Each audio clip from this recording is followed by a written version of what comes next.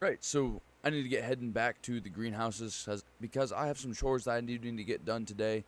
So I was running into town and I went and grabbed a couple things for the guys. They are not in today. They are both out doing something. They're doing some more research to see what we can do to grow our farm more, because right now all we have is just greenhouses. And actually, while I'm over here, let me just take a look in here real quick. I need to see exactly how our water levels are going and exactly how many pallets we've produced so far. Alright, so we are not quite yet at one entire pallet, but we are low on water, so we are going to have to get ourselves loaded up here inside of our pickup here. This is an international, I think it's an international 200. We're going to get ourselves over to the creek where we can draw water out, and we are going to get ourselves taken over here to the creek. Actually, I'm just going to run in town because I need to go into town anyway. So we're going to go into town. There's a water tower up there, and we're going to fill up this trailer up with water.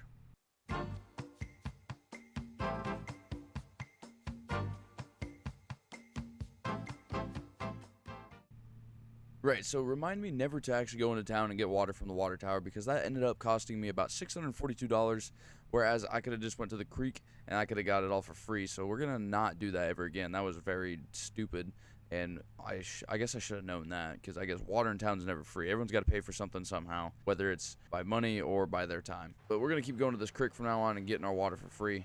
But for right now, we are just getting ready to roll it back to the farm. We're going to get all this water dropped off inside of our production point here to get our rice pallets going. And I am going to go back into town because there were some contract deals where we can get some more money. Because as you can see up in the top right corner, we have $42,322 in our bank account, so we are not doing too good. We are broke. The family farm's going broke. We haven't even really started. We already had to sell the farm, and we had to move to an open field, and we had to put some rice production points down there because we have no form of income. We did cut some grass out of there, but we didn't get as much money as we thought we were going to get, and we tried doing logging, and that made us go broke, and that was the whole reason we had to sell the farm. But let's roll up here into town. I'm going to get heading over to the store, and we are going to get a contract picked out for today. Hopefully we got a fun one in store for us. We're going to just run right through the bank parking lot. There we go. All right, I'm going to park right over here, so that way when the vehicles spawn in, because I'm not buying vehicles, we're just going to be using them. I'm already here. All right, so now we're off here in our field. We're doing the contract right now. We're in field 88. We are doing a cultivating job for David. So David is paying us about $11,000 right now to actually get this entire field cultivated. Let's bring up the map here real quick. You can see here on the map, here's field 88. It's a pretty decently sized field, but it shouldn't take too long. We do have GPS to get all this completed, so hopefully we can get things done in a reasonable time. And we will have a ending bank account statement at around $53,000 when it's all said and done. So this may take a while, but honestly, it will be worth it in the end of it, because we are going to get a decent amount of money out of this. I mean, $11,000 is $11,000, and that's more money that's technically all the money that we would have lost while we were doing our logging adventure that we tried doing with Cole a couple days back, and that failed miserably. So this is going to be kind of payback. Hopefully, hopefully Cole and the guys kind of appreciate the fact that I went out of the way, put a little bit of work in to kind of save the farm here. So I continued on with my contract. What? And as being a newer person to this countryside, I had nothing better to do but to take in the great views of the country and enjoy my time while sitting up in the cab of this tractor and doing some cultivating. And before I knew it, we were almost already done. So I think what I'm trying to do after this contract, actually, it was just kind of crossing my mind. And I don't know if my brothers are going to be really happy about it or not, but honestly, I really don't care. I think in order to continue the growth of the farm, we are going to need to expand a little bit, and expanding takes money, and money is kind of something that we're a little bit short on, considering the fact that we are quite a ways in debt and basically we don't have any money. But with the $11,000 that I am going to be able to get from this contract, I might be able to actually fork up a little money, get another loan from the bank, go a little bit more in debt, but we will be able to get a tractor and get a plow, and we should be able to start, making fields so that way we can start growing crops. Because I know hay is not going to be making us as much money as we want it to, because the prices are not good over here. If we were somewhere else, maybe, yeah, sure, of course, but for right now, we need to focus on the bigger picture and the bigger task at hand, and that is we need fields, and we need to expand for that. So after I get done with this contract, I'm going to head into town, see what I can do, conjure up at the bank, see if we can get a loan taken care of us, and maybe,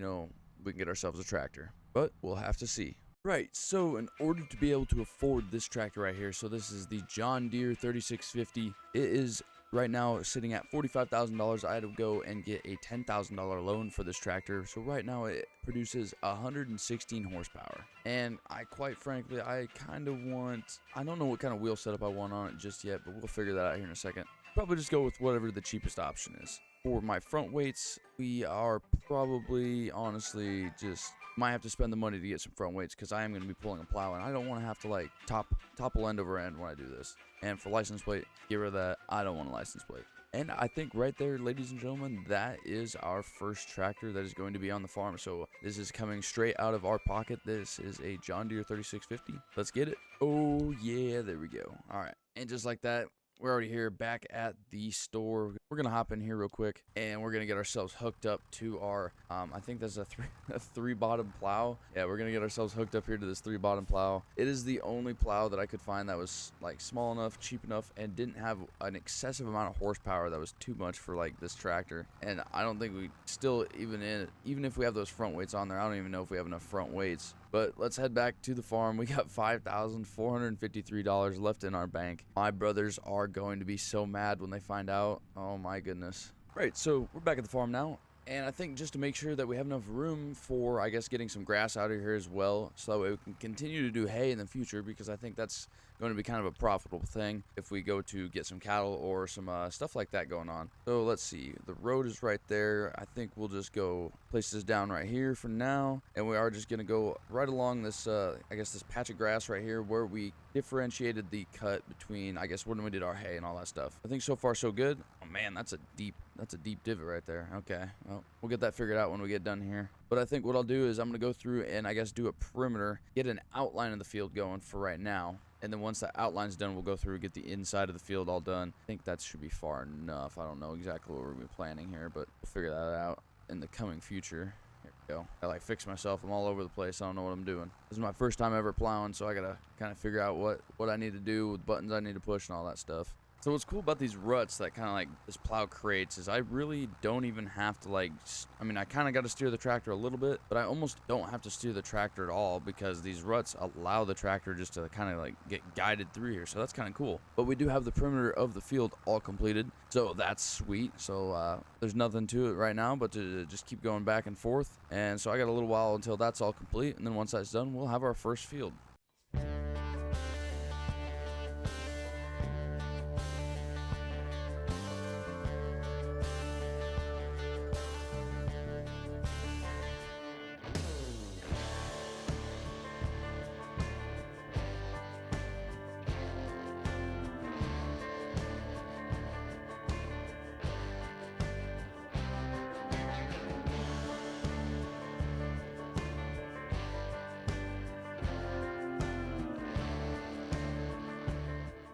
All right, ladies and gentlemen, there we go. So now we have our first official field of the farm. This is exciting. This is a big step in life. But for right now, I still don't have a pallet out here of rice. I need to check in and see what the heck's going on there because we're supposed to be having a pallet of rice and nothing has happened yet. I don't know what the heck.